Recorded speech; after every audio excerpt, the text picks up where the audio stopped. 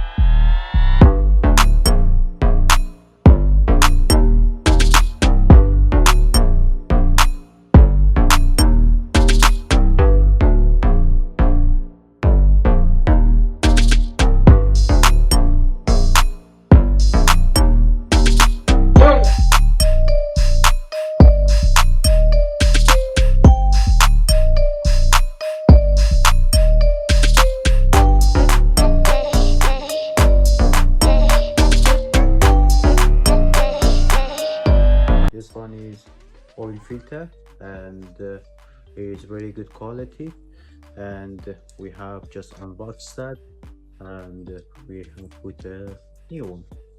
Okay, and the one gasket. It's oil filters.